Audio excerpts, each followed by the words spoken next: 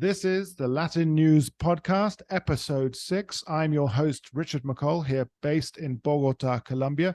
Our very special guest this week is no less than Pamela K Starr. She is a professor of international relations at the University of Southern California, Los Angeles. And we're going to be talking about, well, we're going to talk about Mexico because it's very much in the news right now. And of course, well, in a previous life, you were the director of the US-Mexico network. That's right. So, Pamela, thank you so much for coming on the Latin News Podcast. It's a pleasure to be here. Thank you for the invitation. No, it's a great honor to have you here because I know your prodigious knowledge on the subject will actually keep our listeners enthralled. We need to talk about, well, López Obrador. We need to talk about his legacy. We need to talk about the Cuarta Transformación and, of course, these elections that have taken place or will be taking place on June the 4th in Mexico. So perhaps, where should we start, Pamela? Should we talk about the legacy first, López Obrador? Sure, that sounds great. Let me start by saying, actually, I'm going to flip a little bit and talk a little bit about the fourth transformation because the legacy of López Obrador is the fourth transformation. Very good. So his idea is that he wants to change Mexico profoundly. And it is this fourth transformation where the first was Mexico's war for independence. The second was its war of the reform and eliminating the conservative powers in Mexico. The third was the revolution. And this is the fourth. And all of these have been battles against what he calls the conservatives. Mm-hmm. And so what he wants to do is, frankly, is reverse most of the reforms that Mexico has instituted over the last 30 years, and to do so in a way that brings back the role of the state in the economy, that brings back the role of the presidency dominating politics in Mexico, that brings back some of Mexico's nationalist prickliness when he deals with the United States. And all of this is about the fact that the governments over the last 30 years, and one could say even longer than that, have pretty much ignored half of Mexico. You've got half of Mexico that was largely excluded from the economy that was modernizing and doing well for those who were participating in the modern part of the economy. But for the rest, they weren't getting on at all. And the politicians didn't pay any attention to them at all. They just felt completely ignored. And so López Obrador appealed to them.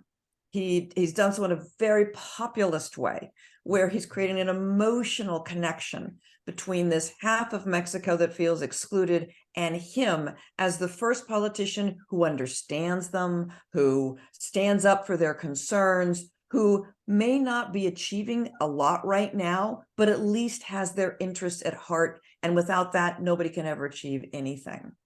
So with that foundation, the question is, what's happened, and can it be sustained? Mm-hmm. So we're looking at the 50%, the 50% that he is emotionally recognizing or emotionally recognize him.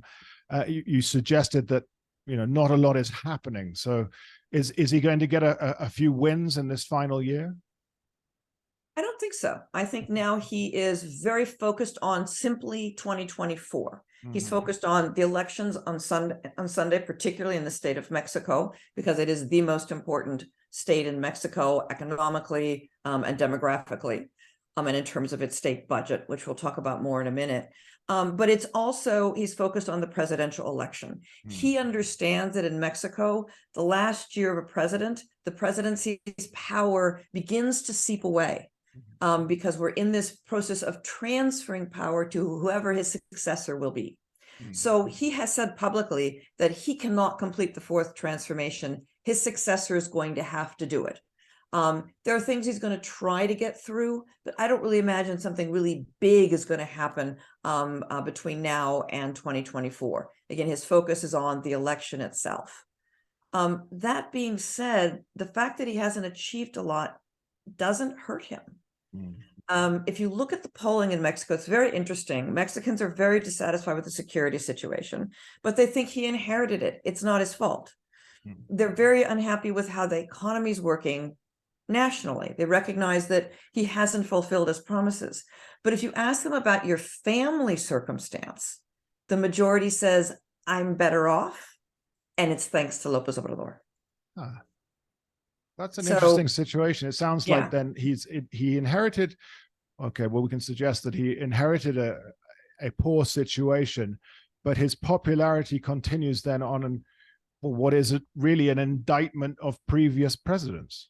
Exactly. And most previous presidents have seen their popularity decline a little bit in the last year of their presidency. I don't expect that to happen with López Obrador, because the support for him is not about what have you done for me lately.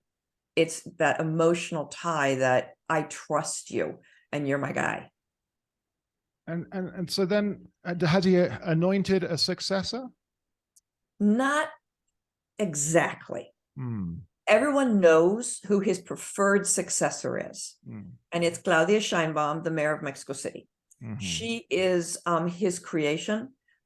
She became a politician under his wing, and he has backed her and helped her all along the way. He completely trusts her to be able to implement or continue the fourth transformation, which is extraordinarily important in Mexico for two reasons. One, when the president leaves office, the president loses most of his power.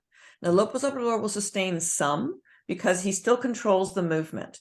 The Morena party is not really a political party. It's a movement that belongs to López Obrador. So he'll still control that, but he will no longer have any power over his successor. She will control all the levers of government. And so he has to trust her to do what he thinks is right. But more importantly, not a small number of presidents have been attacked by their successors and blamed for all the failings of the successor and basically run out of the country. Nobody's been thrown in jail, but they've been run out of the country. He really doesn't want that to happen to him. So he trusts her. There are two other possible candidates that are really in the running. One is a second individual that he also completely trusts, who's the former governor of his home state of Tabasco. They have a lifelong relationship. Unfortunately, he's not picking up in the polls, so he doesn't seem that he's likely to be the next president. The third is the foreign minister, Marcelo Ebrard, who has done everything he can to demonstrate his loyalty to López Obrador. But he's an independent politician with an independent political base and brought that base to support López Obrador. As a result, López Obrador will never fully trust him to not turn against López Obrador if he sees it in his interest to do so. So he's a long shot because López Obrador really doesn't want him.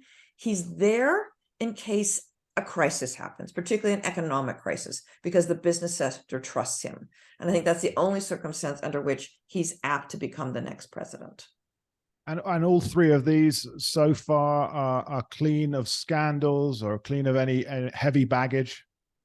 No, absolutely not. Marcelo Ebrard has, as they say in Mexico, he has a very long tail that you can step on, which means he's got a lot of ugliness in his background that López Obrador could use against him to keep him in line. And theoretically, the opposition could use against him as well. Claudia Sheinbaum is cleaner. I doubt she's perfectly clean. There is no Mexican politician who is, but she is seen as somebody who is much more, much less willing to do what is necessary to get ahead. She has more scruples than other politicians.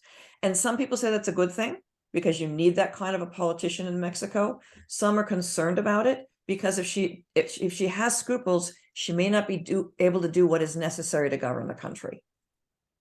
Yeah, I can understand that, and the issues of yeah, as we would say here, tragando unos sapos. You know, you have to sort of, to get it moving on. You're going to have to do some things that you perhaps don't want to do.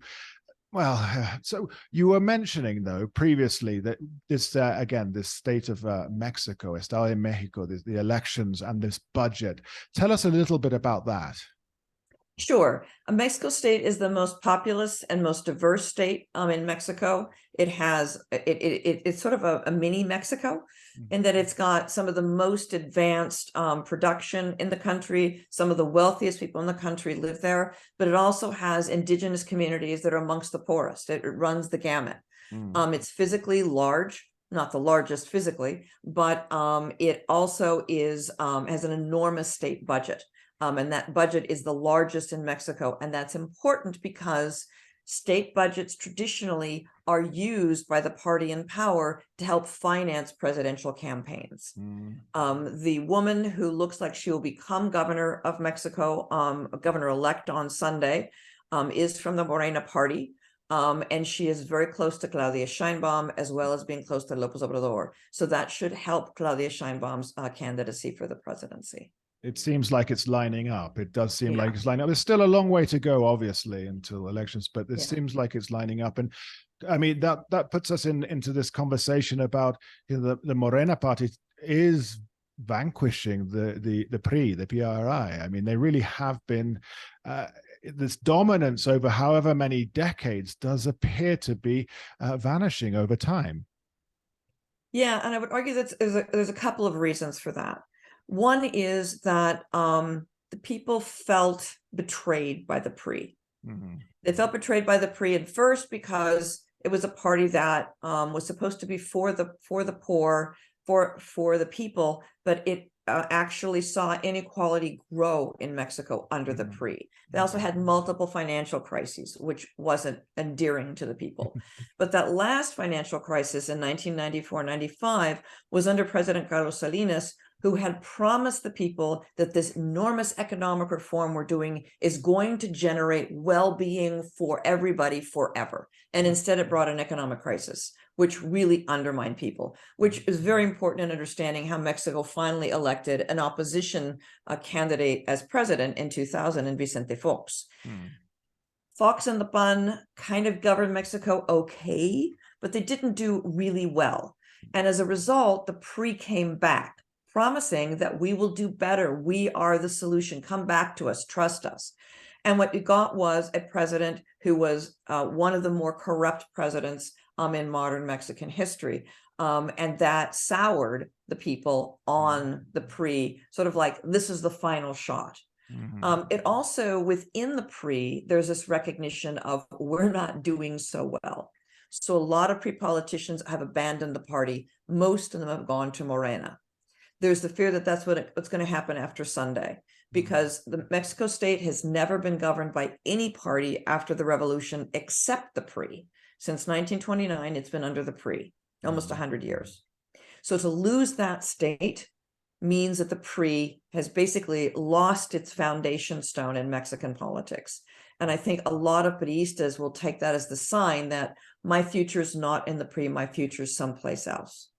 And I think part of this is the fact that the PRI was never an ideological party. It was always a practical, pragmatic party. It was a party designed to govern, and people participated in it in order to become wealthier and more powerful. And so there's nothing holding people in the party because there isn't an ideological foundation to it. Well, that makes it incredibly susceptible to change. And so where can they go from here, the PRI? If we're looking towards the elections, where can they go from here? They're kind of stuck. The president of the PRI is in a position where he's trying to maintain an alliance he has with two other opposition parties, the National Action Party, which is the conservative Catholic party in Mexico, and the Democratic Revolutionary Party, which was López Obrador's original party. Well, first he was in the PRI, and then he moved to the Democratic Revolutionary Party. It was a long-term party of the left in Mexico. It's now just a shadow of what it once was. It's tiny and really not relevant anymore. And that opposition alliance was supposed to be the tool with which the opposition would defeat López Obrador in the state of Mexico in the presidential election.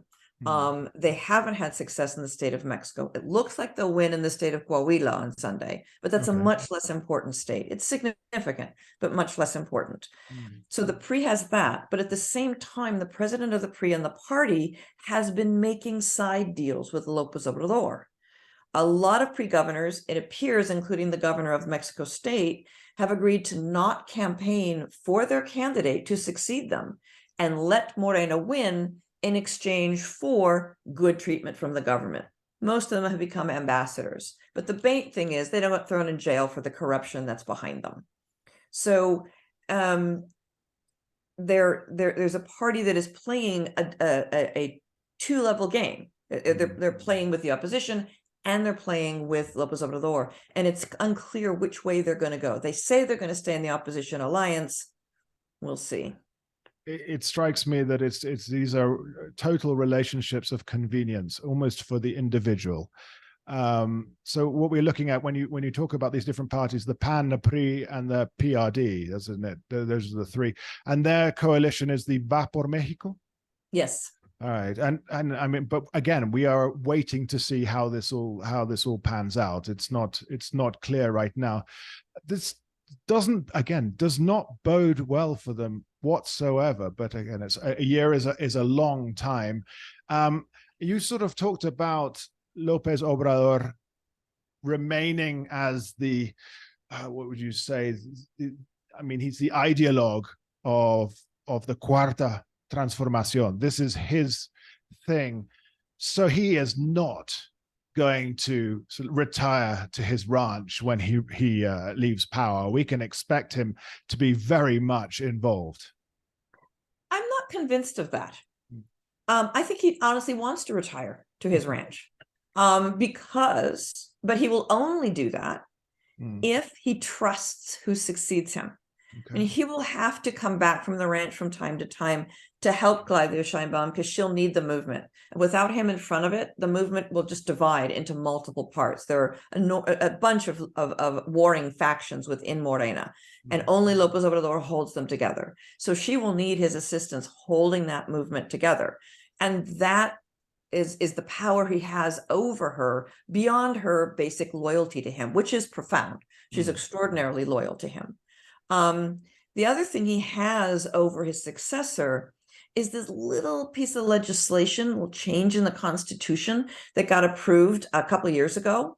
That's called the revocación de mandato, which means that at the end of a president's third year, if the population wants it, they can sign petitions to call for a vote to revoke their mandate. In other words, to remove them from the presidency. If he's not happy with how his successor is behaving in the first 3 years, he has the power to get Morena to revoke their mandate. So whoever is next president in Mexico, it's going to be very hard for them to veer away from the fourth transformation line during the first 3 years of their presidency. After that, they have much more free reign. But in the first 3 years, they're going to be limited in how much free reign they have. So this sounds so much stronger than a vote of no confidence. It sounds like, a death knell if it comes around. It's sort of that that self-destruct button to get rid of someone. But if we talk about that, I mean, we'll go on to legacy again for López Obrador, because there's many different points to raise. But I was just reading in the last couple of days the statement coming out, because of course, being where we are in the world, we cannot avoid this conversation about migration. Of course, Mexico being right there, and sort of the final step before the United States and those of us in South America, we see sort of the first steps, let's say, in this hemisphere. But I did read about the White House Homeland Security Advisor Elizabeth Sherwood Randall talking and making an announcement about legal migration that López Obrador applauded. Perhaps you could explain a little about this, please. Sure. The United States and Mexico came to an agreement in terms of how to manage transmigration through Mexico, and particularly those who are seeking asylum in the United States. And I believe, I remember correctly, it only applies to individuals from 5 countries. So it applies to Haiti, Cuba, Nicaragua, Venezuela, and I'm missing one. Okay. Anyway, I believe there's a 5th country there. And those individuals cannot apply for asylum in the United States. They must apply for asylum in the first country where they arrive. And there's agreement with both Colombia and Guatemala that they will be the place where the United States can review applications for asylum. If they cross the Mexico-Guatemala border, they're not considered legal asylum seekers. And if they make it to the United States will send them back to Mexico. Mexico's agreed to all of that. And what he likes about it is the United States has said that they will take 30,000 new asylum seekers a month, as long as they come through Guatemala or Colombia. And for Lopez Obrador, this is a humanitarian initiative. It's not popular in the United States, and he therefore is applauding Biden for doing this. For his part, he is agreeing to try to limit who comes across the Guatemalan Mexican border. And if they do cross and enter the United States, he'll take back 30,000 a month. Wow. With the caveat that we'll only take as many as we can handle. And there's absolutely no definition of what that means. And as a result, Elizabeth Sherwood Randall has had to visit Mexico twice. We had to arrange a special phone call between Lopez Obrador and Joe Biden 2 days before Title 42 expired to make sure that Mexico is on board. There is nothing more important to Joe Biden than Mexico making sure that this migration agreement works, so you don't have a flood of migrants across the U.S.-Mexico border in the midst of a presidential campaign. That's it. It's his campaign, and of course, the midterms as well, and the issues of migration. It's such a hot topic. But I say that nebulous statement of however many we can handle, that just leaves it so open. I would be very concerned about that if I was in the White House. And that's exactly Lopez Obrador's purpose, because he knows that he has Biden over a barrel. Yeah. Biden needs his cooperation on this and on fentanyl. Those are the two things that Biden has said, you must cooperate on these two things. And I don't know if it has been said clearly or it's just implicit. But the understanding clearly is that if Lopez Obrador does these two things, Biden will not push him on clean energy, and he won't push him on democracy. While the United States is screaming about the erosion of democratic practices in many other Latin American countries, we are saying nothing about the erosion of democratic practices in Mexico.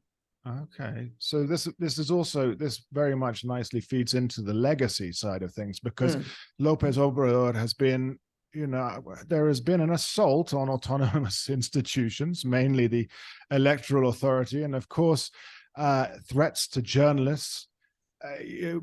Can you go on the other issues that have arisen that obviously now Joe Biden is not going to talk about?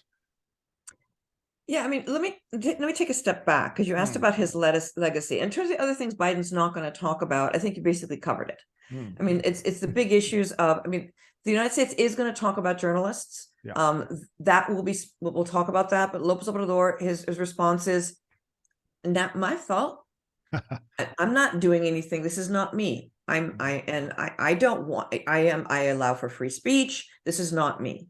And so they're sort of talking past each other as a result. But I think the United States will clear its throat from time to time on the issue of security for journalists in Mexico, particularly foreign journalists. That said, I think the legacy of Lopez Obrador is going to be a problematic one. And it has several facets to it. Let me start with the fact that I think part of the legacy is that the fourth transformation is here to stay. Okay. I would be dumbfounded. It's not impossible, but I would be dumbfounded if the opposition wins in 2024. They are in total disarray. They have no candidate. They have no platform. They have no rules by which they will select a candidate. And there will be at least 2 opposition candidates, because the small party, Movimiento Ciudadano, got into a huge fight with the PRI last week. And the 2 of them basically said, we will never, ever form an alliance together. So there will be a Movimiento candidate, and there will be a PRI candidate, and the PAN is to decide which way it's going. So that almost, the opposition is weak to start with. That almost guarantees that Lopez Obrador's candidate will win. So the fourth transformation will continue. So what does that then mean for Mexico? I see it in two ways. There's a positive outcome and a more negative potential outcome. Let me start with the positive first, and it's because it's something that a lot of people don't, particularly opposition to López Obrador, doesn't recognize. And that is the fact that you've got half of Mexico that's happy for the first time in a very long time. And there was no way modernization of Mexico was going to work if it ignored half the country. So to a certain extent, in sort of in the best case scenario, the fourth transformation could provide us a pause in the modernization effort to find a way to bring in this other half of the country. It's not unlike what happened with Lázaro Cárdenas when he was president of Mexico in the 1930s, one of López Obrador's heroes, is that he was able to bring in the peasants, unionized workers, and governmental workers into the pre-coalition and use that coalition as a foundation for economic modernization in Mexico. This might be an opportunity to do the same thing. Does López Obrador want to do that? No. But will his successors? Maybe. So there's that one positive potential scenario. The more negative scenario is that that's not what his successors want to do. What they do want to do is simply to knock to slow the modernization process, really pay no attention to it. Just let the private sector do the modernization process in the economy, while they focus on southern Mexico, poor Mexico. That's not necessarily horrid, but the problem is they're doing this in a way that undermines democratic practices in Mexico and does nothing about the security situation in Mexico. Both of those things I don't think will get better in Mexico under the fourth transformation, unless the population really, really forces the government to do so. The security situation will continue to be, a great talking point. There's no fixed recipe how to deal with this, and so as you see this as a negative from the fourth transformation. It's just going to continue in this, what would you say, this fluid situation of violence, ebb and flow. Yeah, because the fourth transformation, one of the things it is, it's nationalist.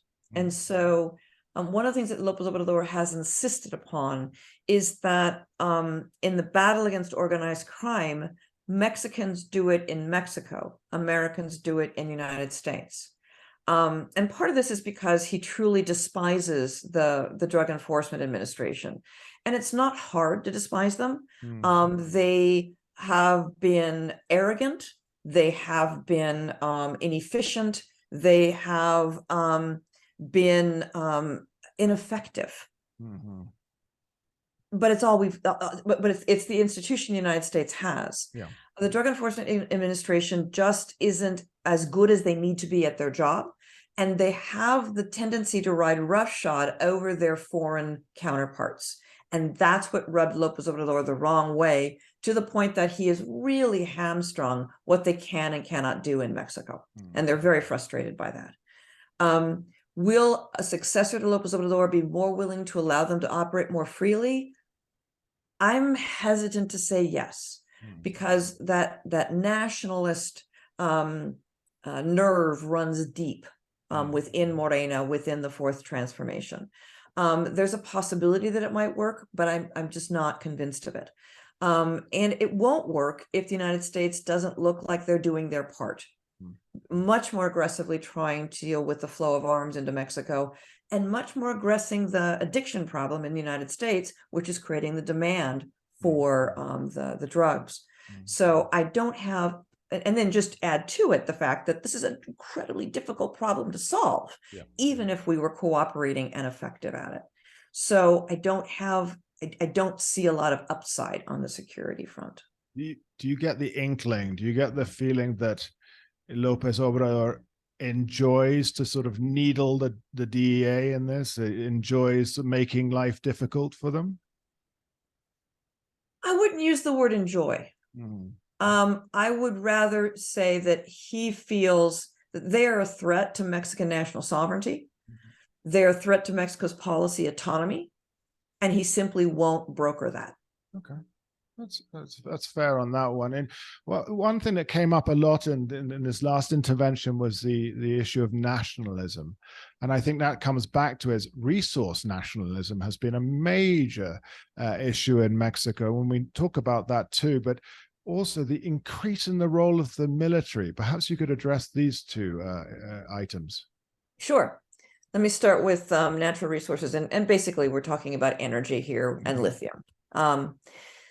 López Obrador is anachronistic in this sense. He firmly believes, as a good 20th century child of the 20th century, that governments should control the energy sector, particularly governments in Mexico. And he believes that clean energy is a promise of the future. It's not a reality of today.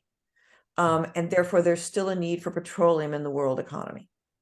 And those two attitudes have created an energy policy in Mexico that has undermined the production of petroleum and undermined the generation of electricity in Mexico. Whoever is the next president of Mexico, very likely they are going to face an electricity crisis in northern Mexico. There simply isn't enough electricity to go around. That being said, I think whoever is the next president, if they encounter a crisis, they can use the crisis to potentially change Mexico's energy policy. And if either Claudia Sheinbaum or Marcelo Ebrard are much, much more open to the idea of clean energy than López Obrador is. So my suspicion is that we'll see Mexico move away from energy nationalism on the electricity front, on the clean electricity front, but not on petroleum. I think we'll sort of square the circle that way. It's a huge issue, obviously, in the bilateral relationship. There's a huge dispute under the USMCA that we're currently consulting one another, trying to find a solution without going to a formal dispute resolution panel. And so the can is just getting kicked down the road.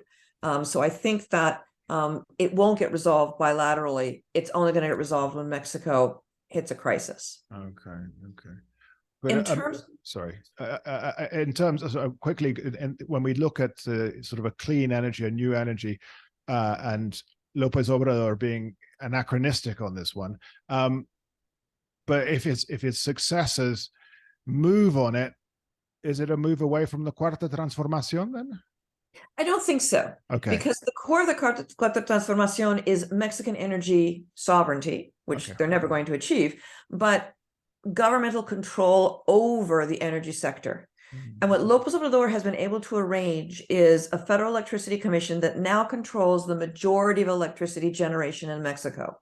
And López Obrador has in effect said, my work is done here.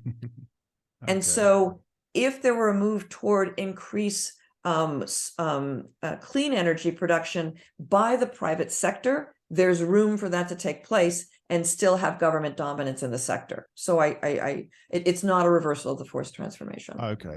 Sorry, and I interrupted you. Let's move on to the military. The military, yes, the 40,000-pound gorilla probably in the room. One of the ways in which democracy is being rolled back in Mexico is the dramatic increase of the role of military in government.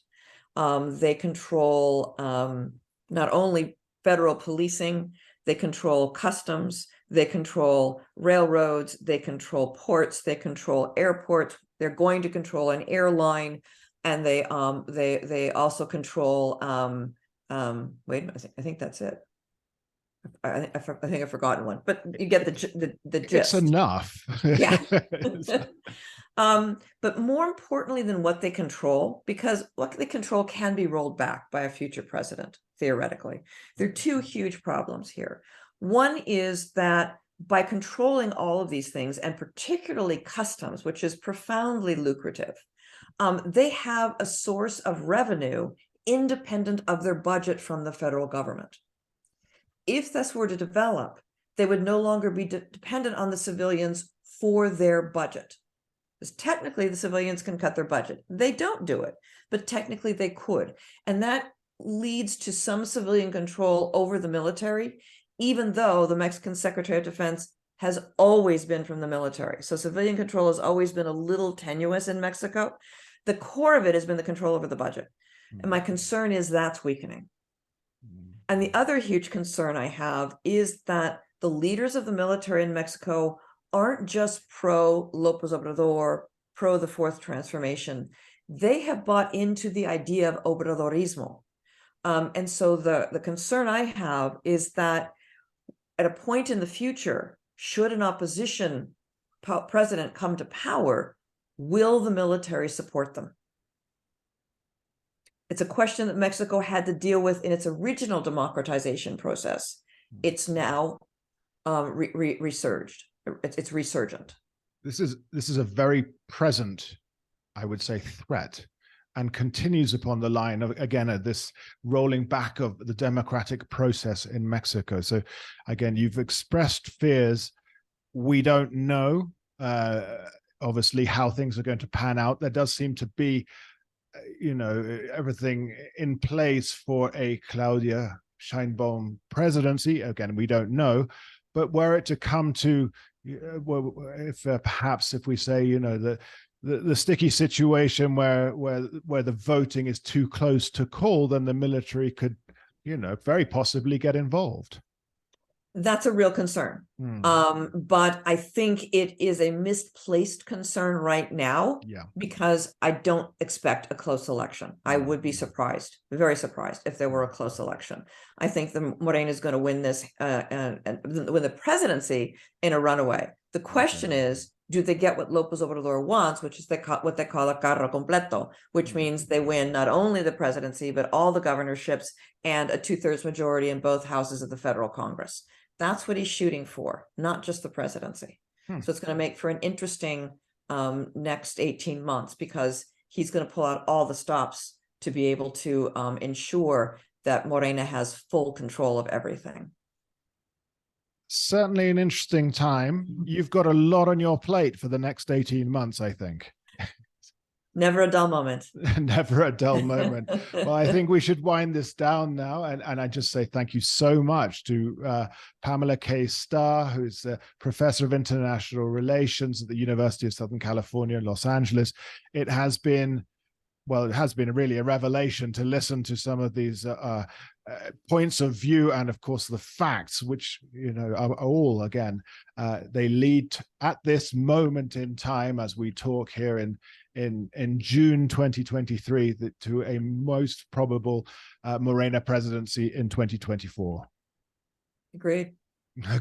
So thank you very much for being on the Latin News Podcast. This has been episode 6. We've been talking to Pamela K Starr. And also, if you want to follow us and if you want to tune in, just check out thelatinnewspodcast.com, and all the links to where you can find this podcast are there, available for free, of course, and you can tune in and subscribe. I've been Richard McCall here in Bogota, Colombia, talking to Pamela K Starr. Thank you so much again, and goodbye.